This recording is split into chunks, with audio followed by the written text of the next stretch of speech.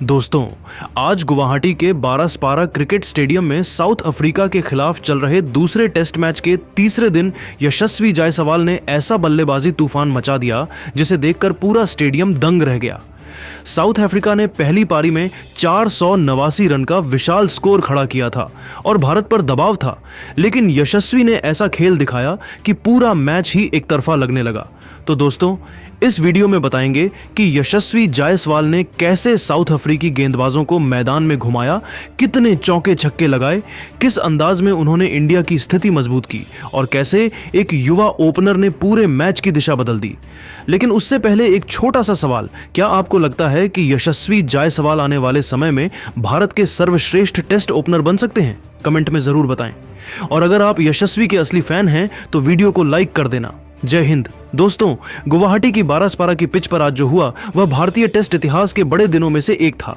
South Africa ने 489 run बनाकर आधे मैच पर पकड़ बना ली थी, लेकिन भारतीय ओपनर यशस्वी जायसवाल को जैसे ये चुनौती और भी बड़े खेल के लिए प्रेरित कर रही थी। शुरुआत में जब भारत ने संघर्ष किया, राहुल आउट हो गए और दबाव बढ़ने लगा, तभी मैदान पर यशस्वी ने अपनी क्लास, धैर्य और युवा जुनून का ऐसा मिश्रण दिखाया कि साउथ अफ्रीका की हर योजना बेकार हो गई।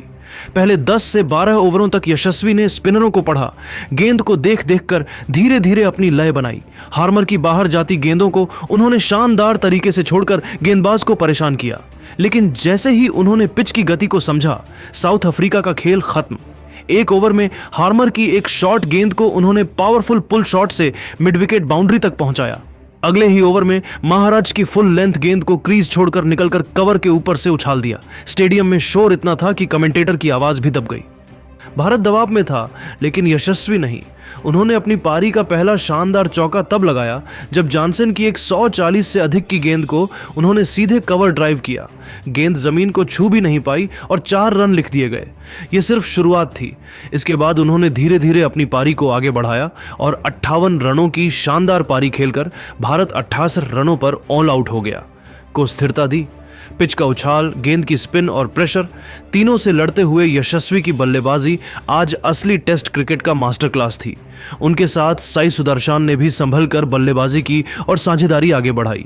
साई ने हर गेंद को देख देख कर खेला और मुश्किल गेंदों को आराम से छोड़ दिया। उन्होंने अपनी पारी में 2 शानदार चौके लगाए, एक बैकफुट ड्राइव और एक स्क्वायर कट। जैसे जैसे मैच आगे बढ़ा, भारत की स्थिति बेहतर होती गई। ध्रुव जुरल भी क्रीज पर टिके और आखिर तक भारतीय टीम ने लड़कर, समझदारी से खेलकर साउथ अफ्रीका की पहली पारी के जवाब में मजबूत स्टैंड लिया। जायसवाल की 58 रनों तूफानी पारी ने ऐसा रिकॉर्ड बना दिया जिसे तोड़ना किसी भी भारतीय बल्लेबाज के लिए नामुमकिन है। जी हां दोस्तों, टीम इंडिया के इस ओपनिंग बल्लेबाज ने सबसे कम मैचों में और सबसे कम उम्र में सबसे ज्यादा 50 प्लस स्कोर बना लिए। यशस्वी ने 48 टेस्ट मैचों में 24 अर्धशतक लगा दिए हैं और इसके अलावा यशस्वी जायसवाल सबसे कम मैचों में टेस्ट क्रिकेट में सबसे ज्यादा स्ट्राइक रेट से बल्लेबाजी करने वाले दुनिया के इकलौते बल्लेबाज बन गए हैं।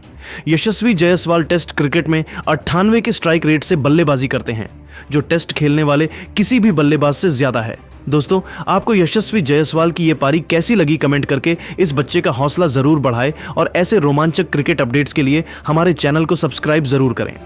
दोस्तों, भारत और दक्षिण अफ्रीका के बीच 2 मैचों की रोमांचक टेस्ट सीरीज के दूसरे टेस्ट मैच शुरुआत गुवाहाटी के बारास्पारा क्रिकेट स्टेडियम से हो चुकी है।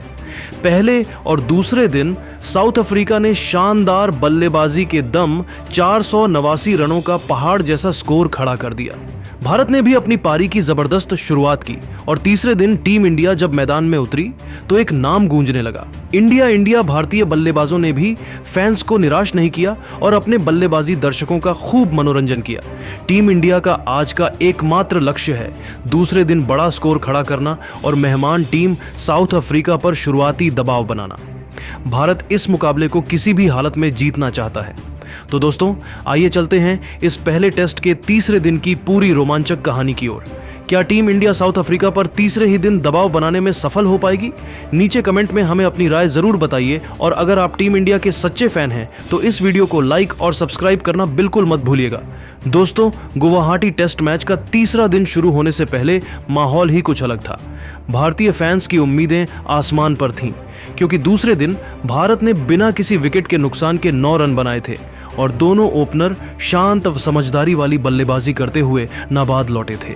साउथ अफ्रीका ने अपनी पहली पारी में 489 रन बनाकर बड़ा स्कोर खड़ा किया था, लेकिन फैंस को भरोसा था कि भारत की बल्लेबाजी, खासकर केएल राहुल और यशस्वी जायसवाल आज मैदान पर कमाल दिखाएंगे।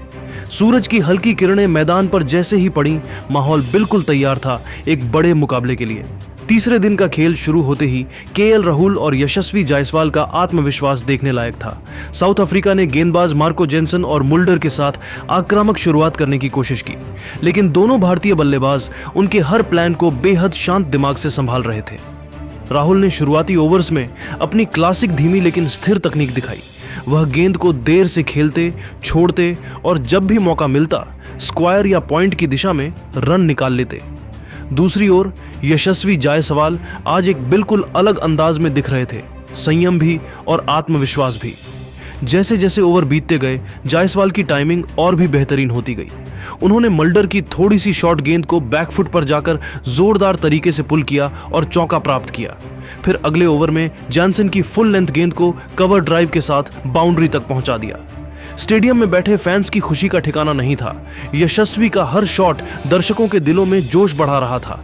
केएल राहुल ने भी अपनी क्लास से साउथ अफ्रीका के गेंदबाजों को बताते रहे कि उनके अनुभव और तकनीक से पार पाना इतना आसान नहीं होगा। एक समय ऐसा आया जब जॉनसन ने शानदार बाउंसर फेंकी, लेकिन राहुल ने उसे सिर के ऊपर से झुकते हुए छोड़ दिया। बिल्कुल टेस्ट क्रिकेट मास्टर क्लास वाला अंदाज। इसके बाद राहुल ने एक बेहतरीन स्ट्रेट ड्राइव मारा जो किसी पेंटिंग की तरह खूबसूरत लग रहा था। गेंद लाइन को चीरते हुए सीधे बाउंड्री की ओर गई और राहुल ने सहजता से अपना बैट घुमाते हुए रन स्वीकार किया। दोनों बल्लेबाजों के बीच तालमेल देखने लायक था। स्ट्राइक रोटेशन, गलत गेंदों पर प्रहार और सिंगल डबल लेते हुए लगातार रन गति बढ़ाना, यह सब साउथ अफ्रीका के गेंदबाजों को थका रहा था। यही वह मोमेंट था जब भारतीय फैंस को लगा कि आज बड़ा स्कोर बनेगा, और हुआ भी ऐसा ही। केएल राहुल ने अपने करियर का एक और शानदार शतक पूरा किया। उनका शतक पूरा करने वाला शॉट बेहद खास था। हार्मर की हल्की उड़ती हुई गेंद को उन्होंने पिच पर आगे बढ़कर कवर की दिशा में टाइमिंग के साथ बाउंड्री तक भेज दिया। राहुल ने जैसे ही बैट उठाया, पूरे गुवाहाटी स्टेडियम में तालियों की गड़गड़ाहट गूंज उठी। भारतीय ड्रेसिंग रूम में भी हर खिलाड़ी खड़े होकर उनकी इस शानदार पारी का सम्मान कर रहा था। दूसरी ओर यशस्वी जायसवाल ने भी बेहतरीन शॉट्स की बारिश जारी रखी। उन्होंने एक समय पर जॉनसन के ओवर में लगातार 3 चौके जड़ दिए, एक कवर के ऊपर से, एक बैकफुट कट और एक शानदार फ्लिक जो लेग साइड की बाउंड्री पार कर गया। उनकी बल्लेबाजी में क्लास भी थी और आधुनिक आक्रामकता भी। वह अपने शतक की ओर बढ़ते जा रहे थे और दर्शक भी उनसे उम्मीद कर रहे थे कि आज दोहरा शतक देखने को मिलेगा। लेकिन क्रिकेट अनिश्चितताओं का खेल है। जब स्कोरबोर्ड पर 200 रन की साझेदारी दर्ज हो चुकी थी और भारत धीरे धीरे मैच पर पकड़ बना रहा था, तभी यशस्वी जायसवाल का विकेट गिर गया। मार्को जॉनसन की चौथी स्टंप लाइन की बाहर जाने वाली गेंद को जायसवाल ड्राइव करना चाहते थे, लेकिन गेंद हल्का सा बाहर निकल चुकी थी और स्लिप में सीधा कैच थम गया। यशस्वी 93 रन बनाकर आउट हुए, 7 रन दूर अपने शतक से। पूरा स्टेडियम निराश हो गया, लेकिन उनकी यह पारी शानदार थी और भारत को मजबूत स्थिति में ला चुकी थी। जायसवाल के आउट होने के बाद मैदान में उतरे साई सुदर्शन। युवा साई ने शुरुआत में थोड़ा समय लिया और खुद को सेट किया। केएल राहुल ने उनके साथ बातचीत करते हुए बार बार उन्हें शांत दिमाग से खेलने की सलाह दी। साई ने संयमित अंदाज में शुरुआत की, हल्की गेंदों को डिफेंस किया और रन लेने के लिए गैप तलाशते रहे। उन्होंने अपना पहला चौका मार्को जॉनसन की फुल गेंद पर कवर की दिशा में ड्राइव मारकर हासिल किया, एक ऐसा शॉट जिसने तुरंत ही उनका आत्मविश्वास बढ़ा दिया। जैसे जैसे पारी आगे बढ़ती गई, केएल राहुल और साई सुदर्शन के बीच लय बनती गई। राहुल अपने 150 रन के आंकड़े की ओर बढ़ रहे थे और साई भी लगातार तेजी से रन जोड़ते जा रहे थे।